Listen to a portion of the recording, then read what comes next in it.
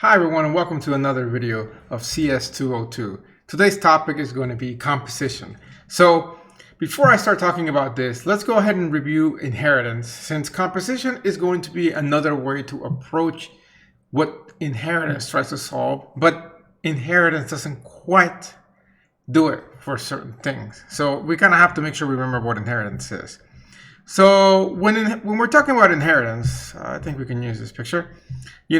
We're talking about the idea of coming up with a class that does what we want to do, and then we want to improve that class. So we start out with something like A there, and then we go ahead and create this AE class, which is like A expanded, right? And so the idea behind inheritance is that we're taking the original functions and variables from class A, and we're expanding upon that by adding additional functions, additional variables, overriding functions that we had in the original class. We can do that too. And that's pretty much what we're doing, right? And the idea is that if we want to update something in A because we found a bug or we want to add an extra feature, that will carry over into A expanded, so then you will have those features also available in that class. Whereas anything that you add here is not going to carry back into A. It's exclusively to AE. And we can basically keep going with this chain, right? We can go ahead and inherit that into a bigger class. And again, we just keep adding, but we're basically just expanding upon what we started with.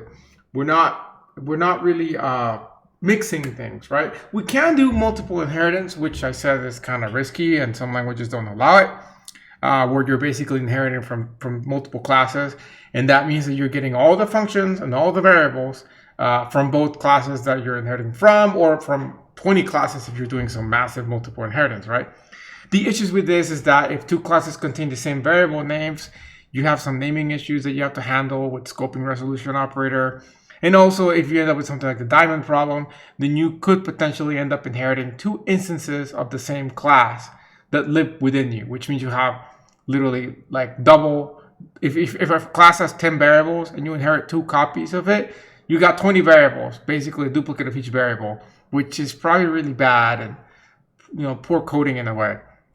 So that's really what inheritance does. It allows you to kind of expand upon a class. And so if we think about object-oriented programming, the main cornerstones of object-oriented programming, we have this little trifor symbol where encapsulation, abstraction, and polymorphism, right? Encapsulation being that we're able to sort of self-contain all data and operations on that data. We have the idea of abstraction, which is that we can we can do the information hiding, and we can just make these functions that are easy to use, and behind the scenes we do all of the work. So things like accelerate your car is just accelerating, you don't have to worry about how accelerate works. Or from like cout, when you call cout or print in C++, well, in C for printf, and then C++ cout, you know that it's going to print stuff out. It doesn't matter if you send it an integer or a string, it can handle it, and it all happens behind the scenes, and you don't have to worry about it, which means that you can just use the code without being an expert about how the internals are for strings to be printed out with integers. And then we have polymorphism, which is on multiple forms, which we kind of introduced the first day when we talked about function overloading. And we said that it's the idea, kind of same thing with information hiding. These things are kind of interconnected. That we have a print function, and whatever we feed to it, it's still going to print, like no matter what. It's going to take care of it, whether it's an integer or a string. It has that flexibility, that multiple forms basically, right? And so that's kind of like the main three things that we said. And then we're kind of adding to this the inheritance one. And so that's kind of the fourth thing, that this object-oriented programming approach allows us to expand upon our work by using inheritance to build upon those classes. But let me now bring up composition by bringing up an instance where inheritance may not be the best way, but you still wanted this idea of being able to expand, okay? So let us say, for example, that we have a car. We have the car example. So we have like the idea of cars, right? And so we have a car, and then we have an unupgraded car that has extra variables. So let's go ahead and kind of draw this out. So we have a class, and this class is going to be my car type class. And it has a couple of features in it, some variables, some functions, a bunch of things in it, okay? And so suppose now that I say, okay, I want to make an upgraded version of my car or an expanded version. Inheritance is just kind of like a dead giveaway. Like, yeah, you should use inheritance for this, right? Because you can just inherit this into like a new car type class. We're going to call this like new car or upgraded car.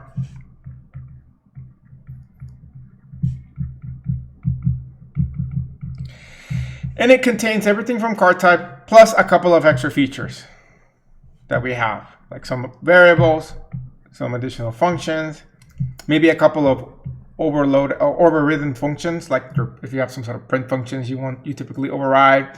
You usually override also constructors and destructors because you want to update them.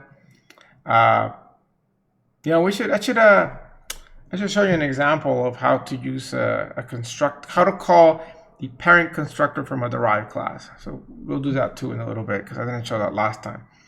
And so that's kind of what you do, that you override. It's your constructors and a couple of your print functions and that kind of thing, initializer functions.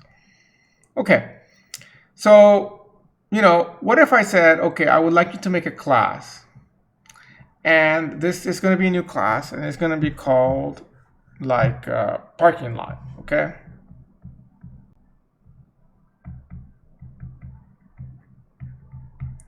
And so in your parking lot, you want to have a car. Okay. If you only have one car, then you could potentially do your inheritance. You could inherit the upgraded car type potentially in there. So I could say, oh, I'm just going to inherit this. Just throw it in here. And I mean, it could work because you could add the extra variables that involve a parking lot, right? It can work so far. But now what happens if I say, yeah, but my parking lot, I want it to contain multiple cars, and not just multiple cars, but I want to have the ability to contain the upgraded cars, but also the original cars. So like these ones. It's a parking lot, so you want to be able to take any car that comes in. Inheritance doesn't really work there. I mean, you could do multiple inheritance. It's going to be a mess keeping track of the variables, right? Because I mean, the function, like who's it going to refer to when you call a function that talks to a variable? So it's going to be a mess. So inheritance doesn't really work too well in this scenario. What can you do instead? Well, when you're making your parking lot class, so like, if I'm writing code here that says class, I'm just going to call it plot, so abbreviate, plot, I guess. Instead of doing inheritance, I can just create a variable of the inherited class or the original class. So I can go here and say like,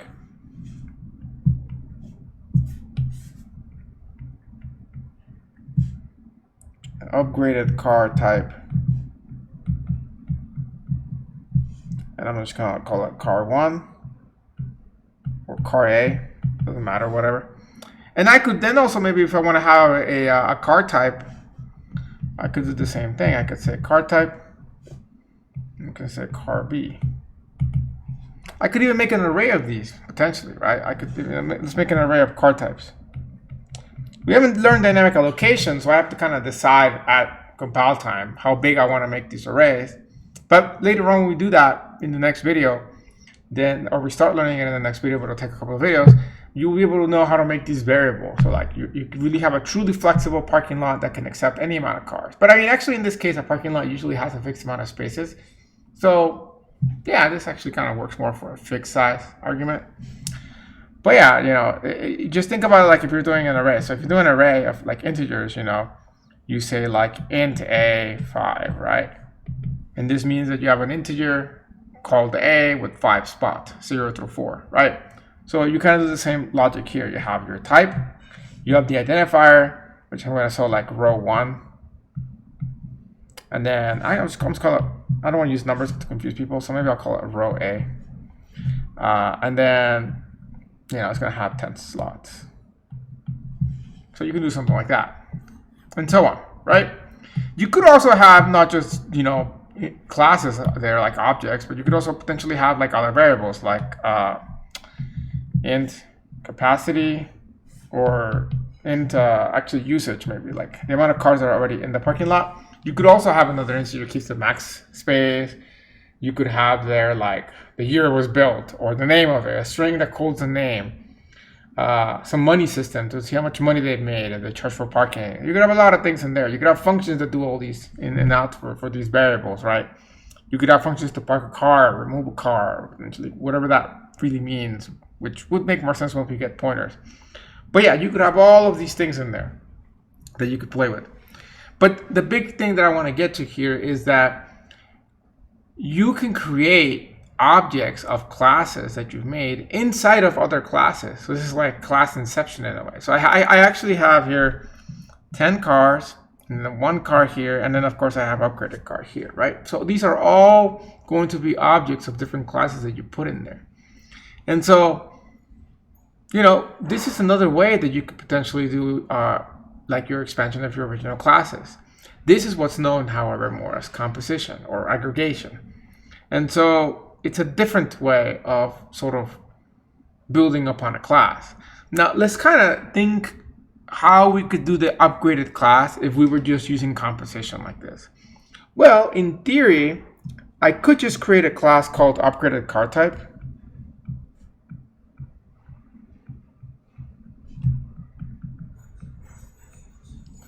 And in it, one of my variables could just be car type.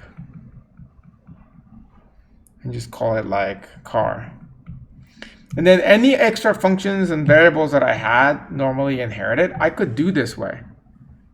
So I could do that here. And it would work almost the same, almost, but not quite.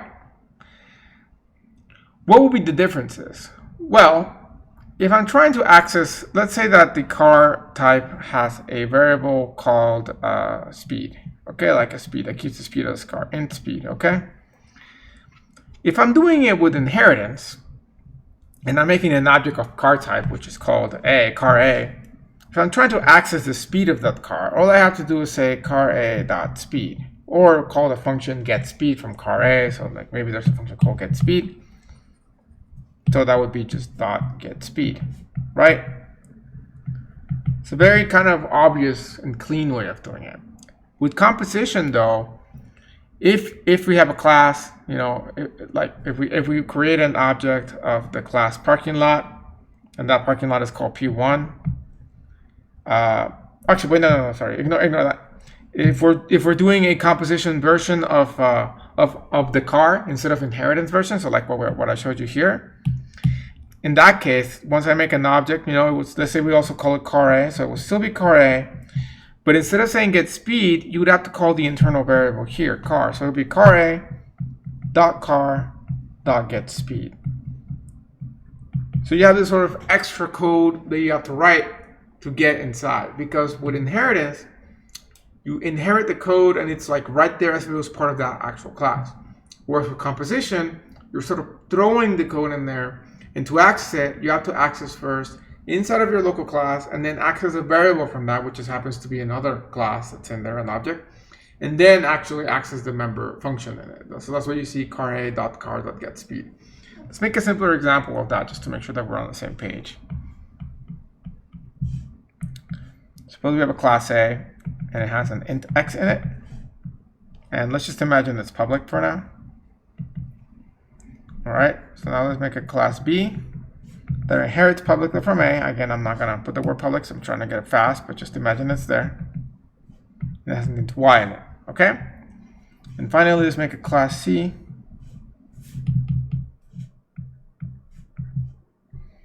And this class C is gonna just have an object of class A, which we're just gonna call my A, okay? And it's also gonna have a variable int C, just because why not? Okay, so we have these 3 classes basically. So let me just go ahead and shrink them up a little bit so I can zoom in a little, okay? Like that. So now what if I want to call, so let's actually look at the first 2. What if I want to make an object of B and access X? Well, if I want to make an object of B, I say B, let's just call it new B. Okay, and so now that I have new B,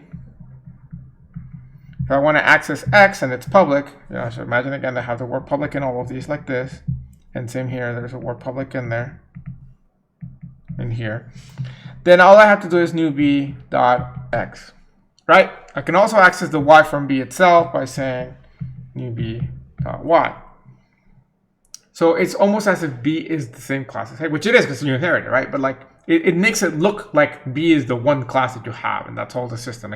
Like a person that is, again, that data abstraction part of object-oriented programming is a person creates an object of b, and they know that they can access all its elements by just directly accessing them like that. They don't need to worry that b is actually a class that was inherited from someone else. It's like imagine like you meet somebody and you hire them, and they know how to do all these things, but you don't need to know how they learned them, or like if they inherited those skills from their family or parents, or like, you know, they have these magic powers because their great-grandparent was a wizard. Like, you don't need to know that. You just know that they have magic powers and you can use them and you're good to go.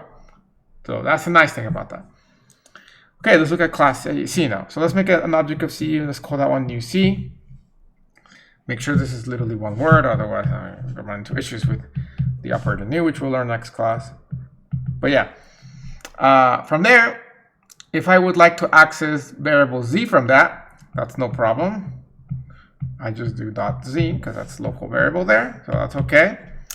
But if I want to access, let's say, the x from a, then I have to access again this right here first. So I have to say new z dot my a dot, and then I have access to anything from. So once I have this my a dot, now I have access to anything from a, which of course is just going to be the x, right? So inherently, both of these things are kind of doing the same thing, but they look different from a coding point of view. We can see that the second option there has C accessing an object of A, which then has access to its local variable X. Whereas in the top one, B is just accessing X or Y, which is its local, but X is the one we care about because it's coming from A, just like if it was part of B. Okay? So now the question comes, when do you really want to use one over the other? So for that, there is a nice little sort of trick that you can remember. Ideally, you want to use inheritance when you are simply creating a class that is kind of like the previous class but expanded. Whereas with composition, you want to basically use composition whenever you say that a class that you're creating has other classes in it. So like a parking lot has a car, but a parking lot is not a car, right? So it makes more sense to use composition. On the other hand, when you think about an upgraded car, you say an upgraded car is like the original car, is a car. So like, let's say the original class is car. You say an upgraded car is a car.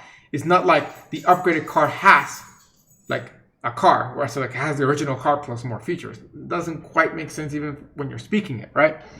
So it's a nice little trick, but I think honestly, the more you code, the more sort of obvious in a way that you'll be able to make that distinction as to which one you want to use. Ultimately, again, we're teaching you these tools of programming to make your life easier, not harder. So like if what you're doing by choosing one of these over the other is making your life harder, then you're probably choosing the wrong one or something's wrong, right? So again, when you think about inheritance, you think about an is a kind of relationship. So a class is a something from the parent, okay? So again, like let's say you're building a video game, right? You have an entity, and then from the entity, you do inheritance, and now you create players and also obstacles and also triggers, right? So you say a player is an entity, right? And then maybe like from the player class, you do inheritance again, and you do the different classes like soldier, magician, medic, right? So you say a soldier is a player, which is a entity, right? A medic is a player, which is an entity, right? Well, now let's say that in the player's inventory, like the medic has like has a bunch of medical equipment, like a battlefield. They have the revive things that they hit you with the shocks, right? So it has that. Maybe it also has like a grenade, like a soldier battlefield that throws grenades, like a defenses, or it also has a med kit, right? So even as I'm saying it right now, you can see like a medic has a med kit, a medic has a revive kit, and it has a grenade, right? So like all of these things are things that a medic has. It's not like a medic is a med kit. Whoa, that's kind of better. But a medic is not a grenade, right? A medic is not a grenade. A medic has a grenade. So you can see that has relationship. So that makes more sense for composition. So you wouldn't want to inherit like the grenade class into the medic class. Like that would just be weird. Instead, you just make an object of grenade and put it in the inventory of the medic. So like when you're coding it, it would look something like this, like medic dot grenade dot, and maybe like, I don't know, throw the grenade or something, right? Or medic like dot revive kit dot revive, for like using the revive kit, right? So like that's what you're doing. It makes sense from a coding perspective instead of saying medic dot revive, which may be like, you might be like, oh, that's kind of simple, but how you're reviving? Well, you're using actually the revive kit, so it makes more sense to say that the revive kit's doing the actual reviving and not the actual medic. You know, like I said, I'm trying to come up with examples, but you'll just have to code a little bit and kind of get a feel for it. So your composition or aggregation is going to be a has-a relationship, okay? So again, the idea being that you want code to help you, not make your life worse. So just think for a minute before you go one way or the other. But I'll put it this way. You do have more flexibility with composition over inheritance, because with composition, you can throw in 10 different things. Like I said, your medic can have all these tools in his inventory, right? And they don't conflict. They don't have those diamond problem issues that you have when you do multiple inheritance, right? Whereas with inheritance, you really only want to keep it sort of in the linear fashion. Like you really want to avoid multiple inheritance for the most part, especially because like then what happens when you want to go to another language that doesn't have that feature? So you're kind of like, oof, what do I do now? Copy paste. So that's kind of the basics of what composition is, and really that's mostly of what I wanted to show you today.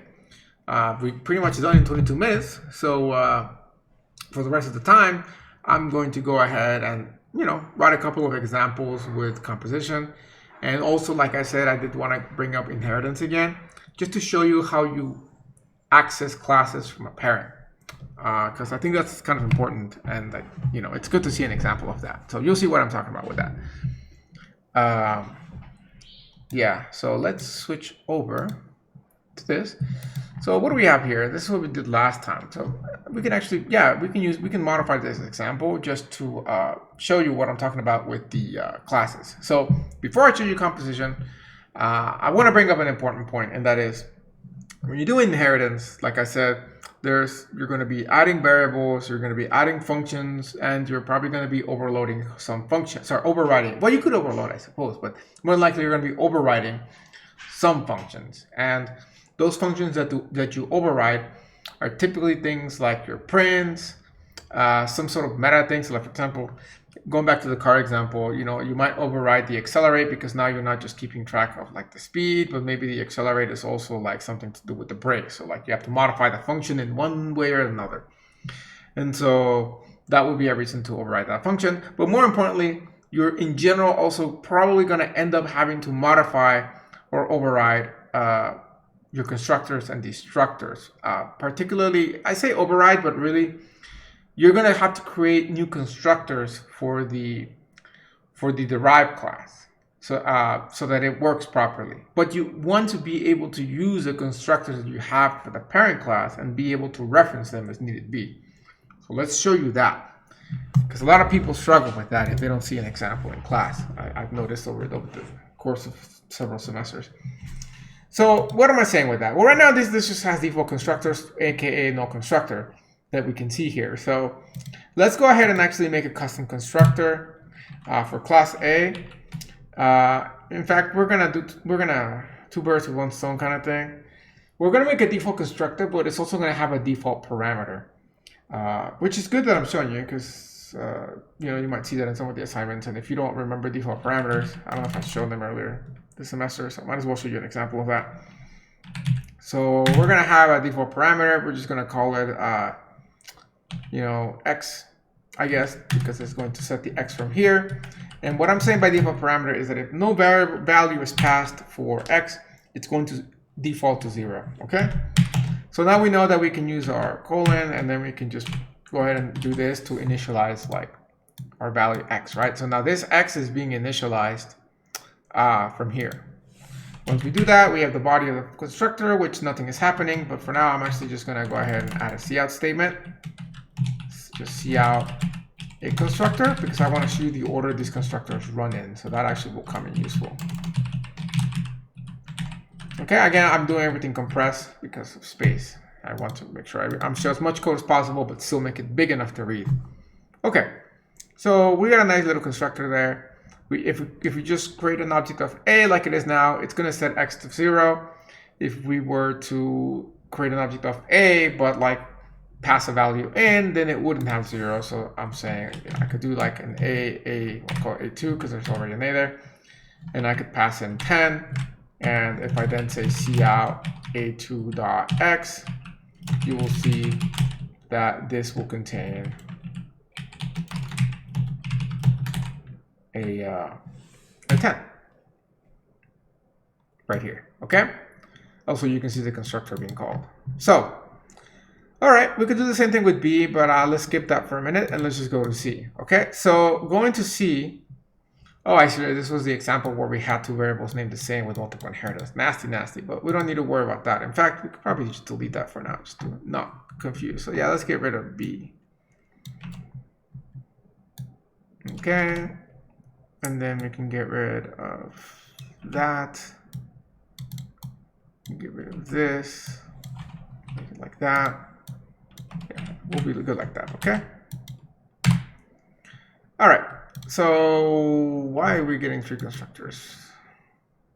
Oh, we didn't compile. This. That's what it is. By the way, I guess if you use Visual Code, beware that, like, for example, right now, I ran the code and I was getting the same output as before. So you might be like freaking out if you're trying to edit your code and you see no change when you should. That's because your code is not compiling, so it's just rerunning the old compiled version, the last one that compiled.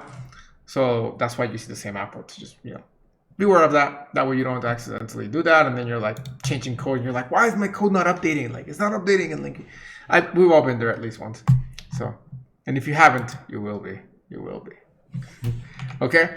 So yeah. So this class C, we're gonna throw in like a random variable. So let's just put in y. We might use that later.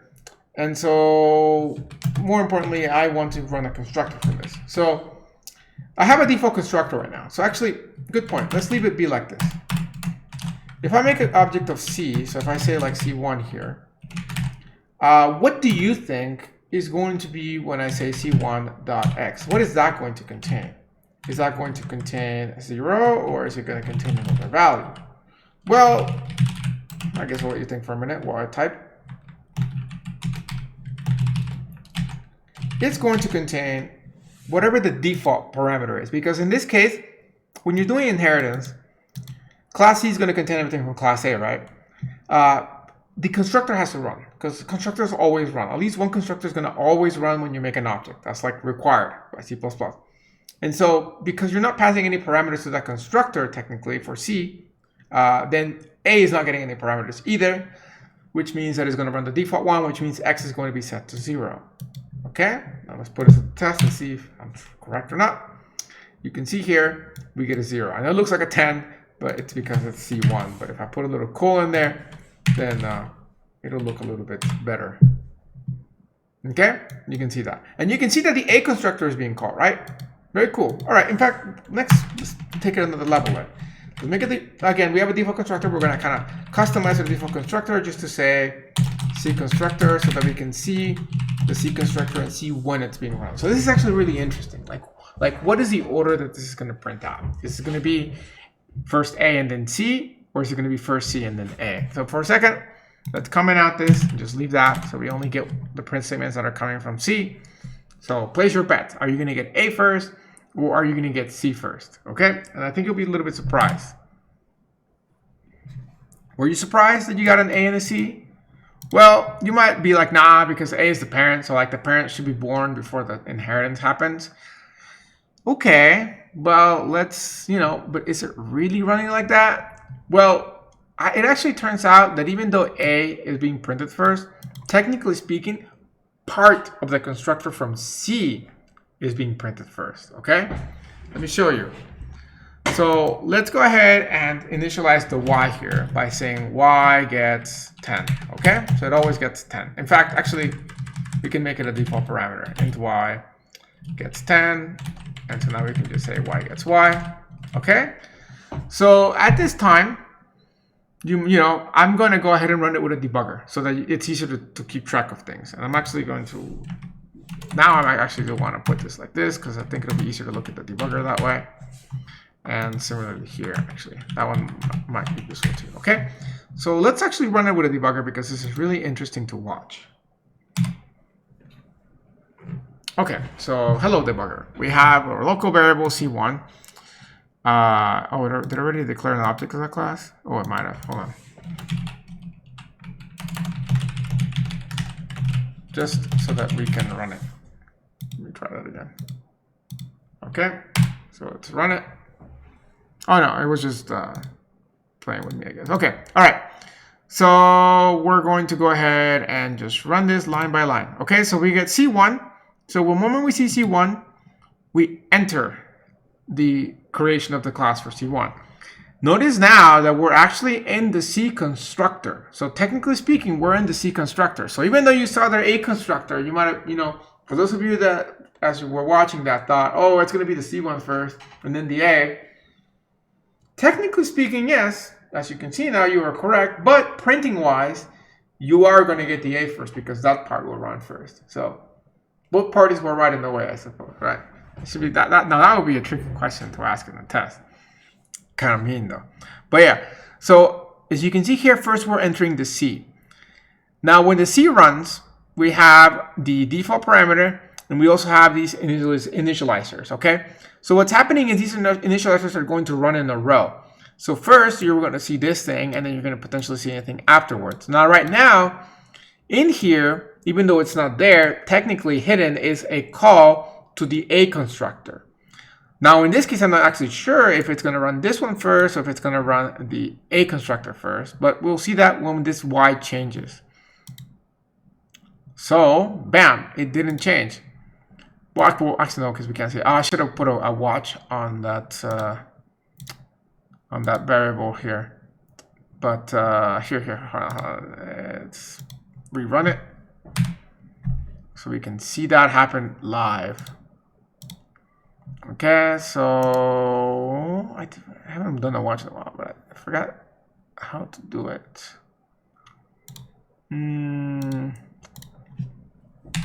Does that work? Yeah, okay, there we go. Why? Cool.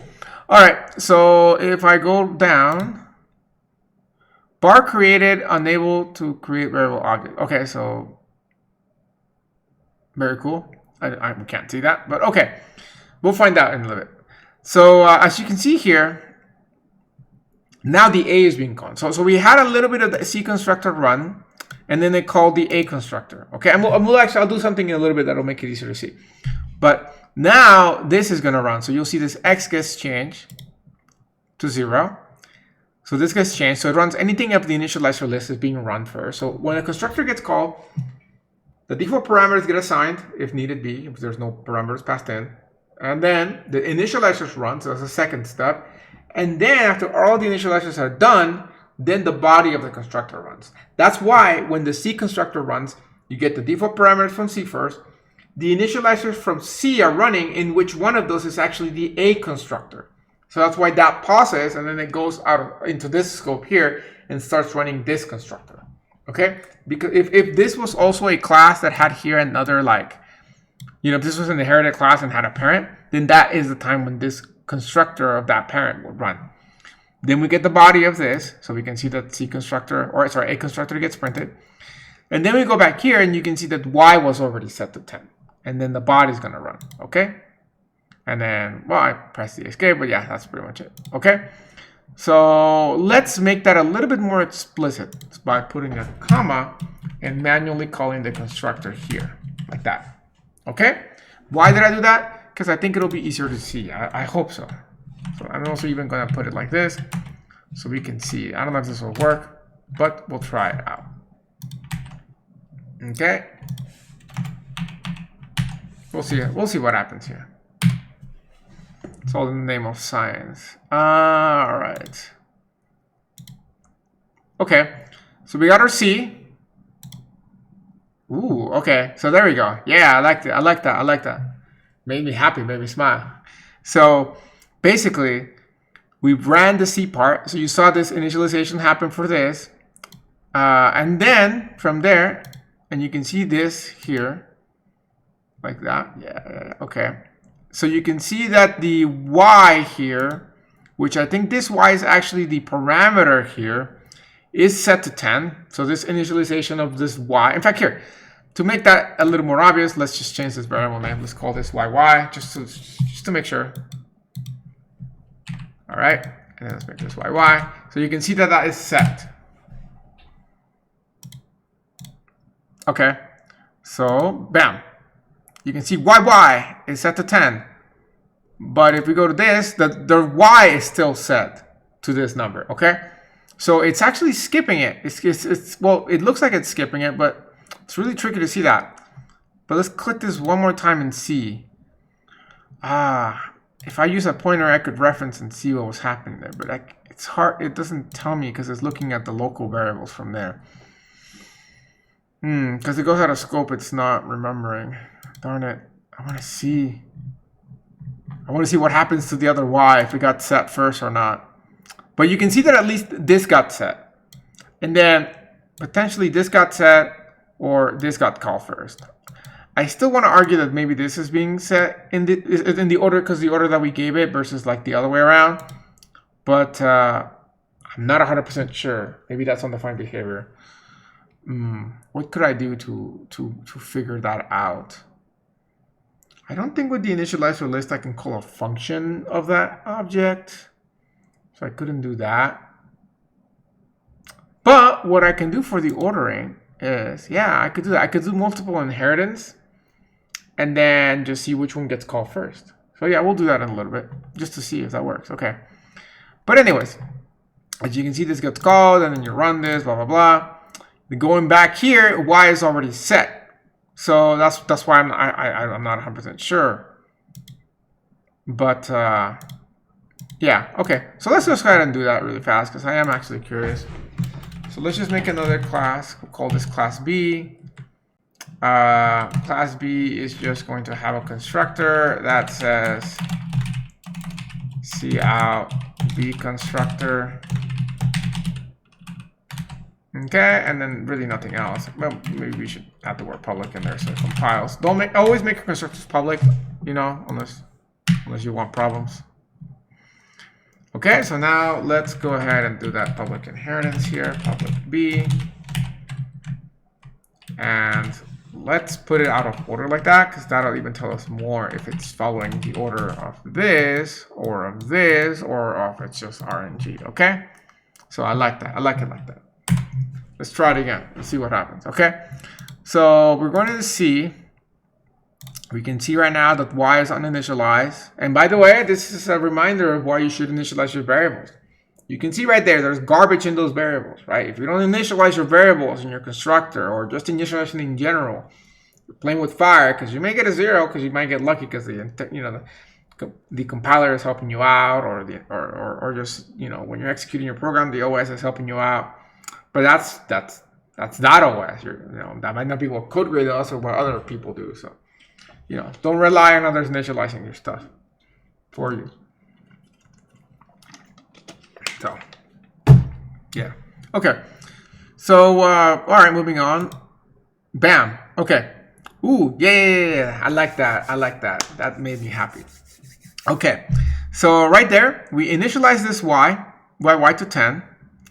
And so now we are going to see that it actually jumped immediately to A, or it looks like it jumped to A. I don't know, but we'll see. It seems like it's going to skip B, but let's see where it goes in. Yeah, so it went into A. Yeah. So you can see there, interestingly enough, that it went right to A, probably because it's listed here first. It's going in that order of constructors. Okay, but we're actually going to find out when it comes back out what happened to this Y, if it ever got initialized first or not. So that's what I'm really looking forward to. Okay, so we get the A constructor runs, and then we go back, and it immediately, oh, see, look at that. It immediately went into B. It didn't even go back into A. Or sorry, I mean into C. So They make it really hard to see what is happening, but okay. We get B, and then we get to the body of C. So it's still quite a mystery with Y, what is happening with Y. But I'm going to go ahead now and guess that maybe the Y is initialized after any of the classes that I inherited are initialized. But I'm still not 100% sure. So yeah, I guess leave a comment below if you find any documentation that kind of tells us when this initialization happens. If it happens before these because it's listed before, if it happens after all the class constructors, or if it just never happens. Well, it does happen actually, but if it just happens like in RNG order, okay? So, but yeah, you can see that it's ignoring my order here and it's going by the order here, A, B, okay? So very interesting, very interesting. But ultimately, the reason why I show you all this is because I was going to say, okay, cool, but what if I don't want to use the default one? What if I actually want something other than the default constructor to be called when you're doing inheritance, right? All you got to do is call it right here, like modify this. So like maybe I want to call the one that sets it to 5, you know, I want to set X to be 5, like that. Well, then all you got to do is call whatever that constructor is, which in this case is in this format. And then you'll see that you'll actually get a 5 for X. So whereas right now, where's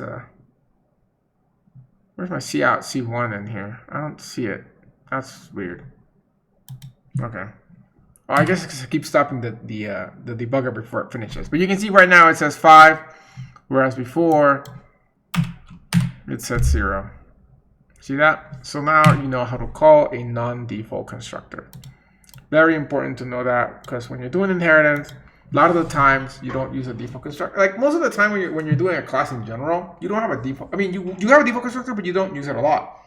You want to use, like, you want to save time. So like your constructor's job should be to initialize all the variables so you're ready to go as quickly as possible. So that should be like a single line of code. If you just have a default constructor that like sets everything to 0, but then you got to manually set other things like to different variables, one line of code becomes 10, and it kind of goes against like the idea of object-oriented programming to just make things easy and clean. So it's better to have like 20 different constructors with different ways to initialize things, so that you can always just call one of those 20 per se and like initialize things in one go. And of course, when you do inheritance, you want access to those using what I just showed you. Okay, so that wraps up now finally inheritance. There's a lot of other things about it. You know, you'll learn them as you go. So, but now moving on to composition aggregation. Okay, so this is cool. We got our A, our B, and our C. Now let's go ahead and make a class D, which is actually going to have some composition. So class D is going to be able to contain, but you know, a couple of A's, a couple of B's, some stuff. So you know, we can have an A in there. We could have a, and the A, you know, we could call like a non-default constructor if you want it for one of them. Oh, good point about this. Yeah, I like this. Ooh, yeah, okay, this is a good point, because like I think yeah, in C++ this will not fly. So this becomes an interesting scenario. How do you actually do this? Because if I try to compile this, I think it will yell at me. Yeah.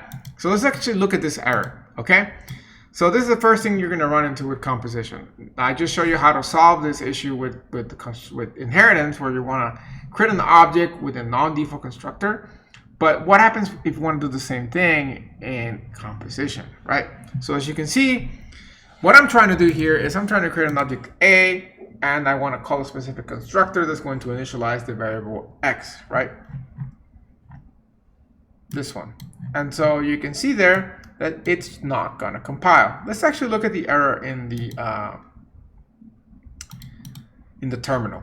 You know, I like those terminal errors. This one. Okay.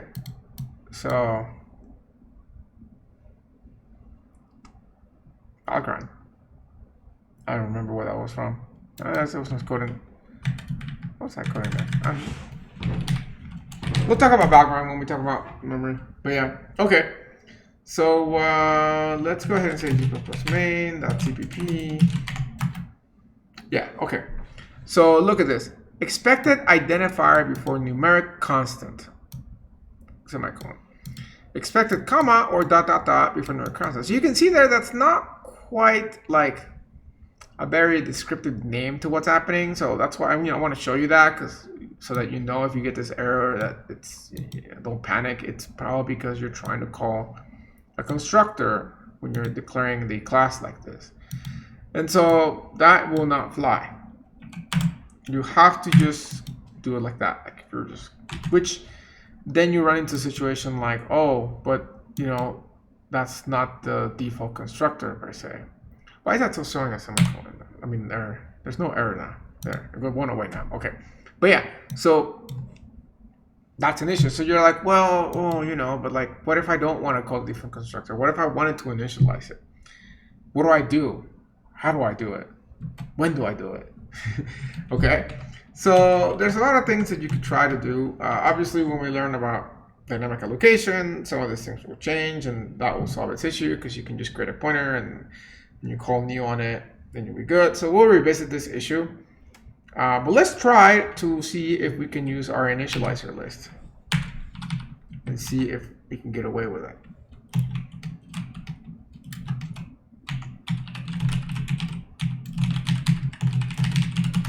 Okay, so we could try to do that. Let's see what happens. In addition to that, let's make another more object. So maybe we want to make a B. Right, a B is inherited from A. Oh no, B is just a random class. But I mean, we can make a B. Why not? Call it B. And then let's make a C.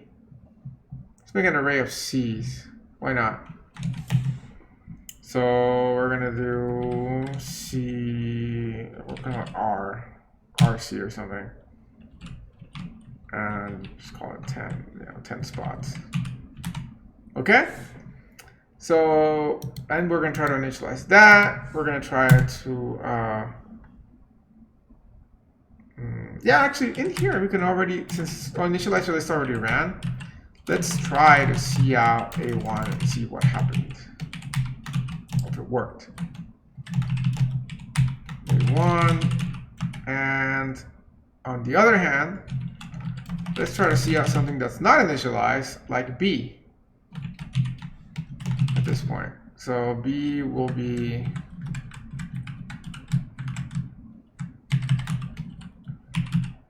wait, does B even have variables? I don't think we have variables in B. Let's just throw in a variable. Okay, yeah, uninitialized variable B.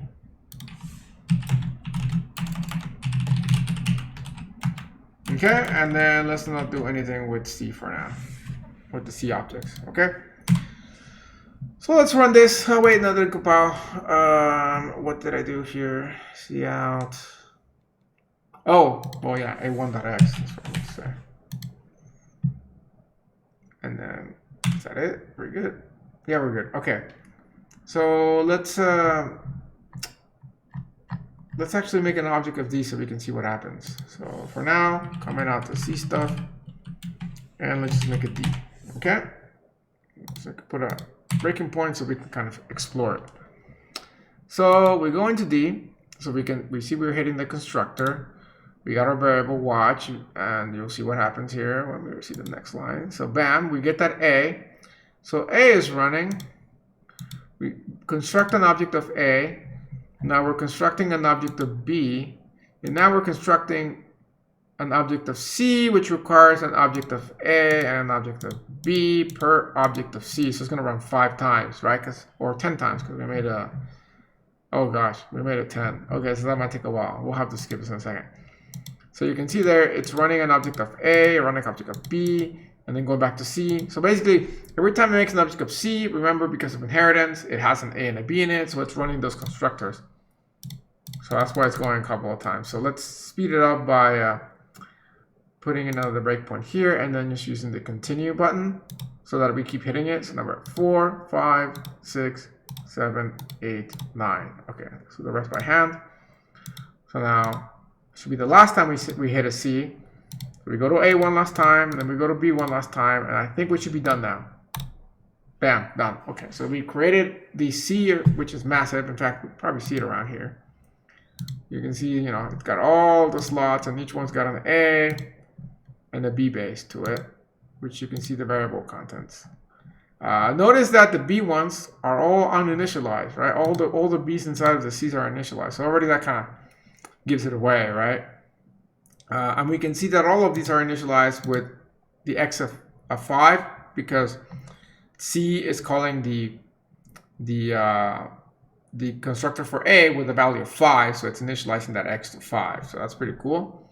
But the real question comes in whether this A1 here from D is initialized to 55 or if this failed to set our object right. And spoiler alert, it did work. So if you want to call the constructor that is non-default constructor for an object that you're using through composition, the solution is going to be that in your initializer list, you can call the appropriate constructor with the appropriate parameters in there. And again, right now I'm just, you know, hard coding it, but you could just as well pass in a parameter here. So I could say like int for x, and it's going to be for x, so weird variable name. And then we can set it to default to like 55 if we want, you know, but then I can do this. So now, like, if I create a D, whatever value I pass here is going to get passed on to here, right? So yeah, my D class, because of doing this kind of thing, is going to be like massive with the amount of initial like parameters, but it can do it, and that's the important thing. Okay, so yeah, you know, you can see this A1 print here. It does print out the 55, and then the G, of course, we know it's going to be random because it's uninitialized. So you can see there it's a negative number, so it's spooky. So yeah, if I rerun this code again, and this time I pass in a 42, you'll see that that gets initialized with a 42 now. So we hit that there, so that, you know, just to save time, let's go ahead and put a breakpoint here and then hit continue until we hit the next breakpoint. There we go. So you can see now that if we go digging in here, we can see that A1 now has actually a 42. So it did, instead of setting it at 55, pass this 42 value into this constructor here. And I can pass it into multiple spots too. I'm just passing it to one there. So yeah, it's important. With inheritance, you know, you do it here.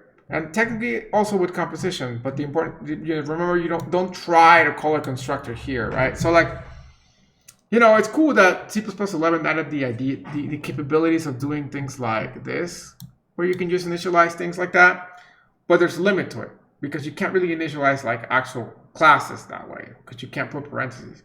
Don't ask me why. Like from a quick overview, I'm like, oh, you know, it seems simple to add that syntax you can shred in, but trust me, there's probably like a legit reason why that would just make the compiler work 10 times harder and not be efficient or have errors or loopholes and things. So that's why that's not there.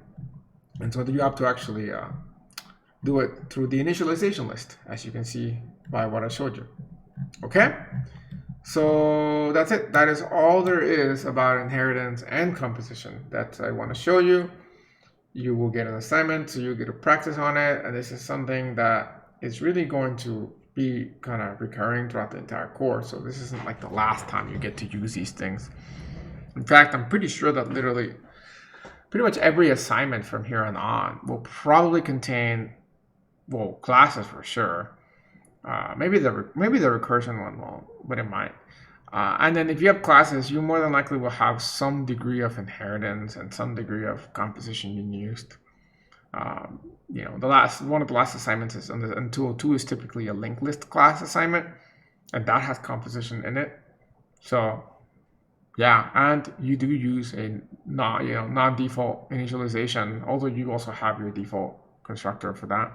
So yeah, you're going to see these things over and over again. So don't worry if you're still rusty. Obviously, the more you do, the more you practice, but also worry that you make sure you learn this stuff, because it's not like it just goes away. It's not like when you take like a random class and you learn something and you take a test and then like you never ever touch it for the rest of your life again. No, this 135 and 202 and 302 are such core basic classes that like you're learning basic programming concepts that you're going to be using forever. Unless you're not becoming a programmer, in which case then sure, maybe you will never program, so you will never use this again. But if your intention is to be a programmer, then you got to know this stuff. So hopefully that's a good motivation to actually learn it, like really learn it. So get motivated, I guess. Okay. So yeah, we got a little bit of a shorter video than the normal, which is good. It's always nice. Like I said, next time we are talking about a different topic, pointers. So we're done with the initial object-oriented programming sort of section of the class, the classes section. Now we're moving in a completely new area, which is going to be dynamic memory allocation, which we are going to then go back and show you how to do that with classes. And then we're still going to go back to classes when we talk about virtuals and all of that fun thing. So like I said, it's all going to be back and over. But for at least for a day or so, we'll take a break from classes as we talk about pointers. It's a cool topic, so stick around, and I'll see you next time.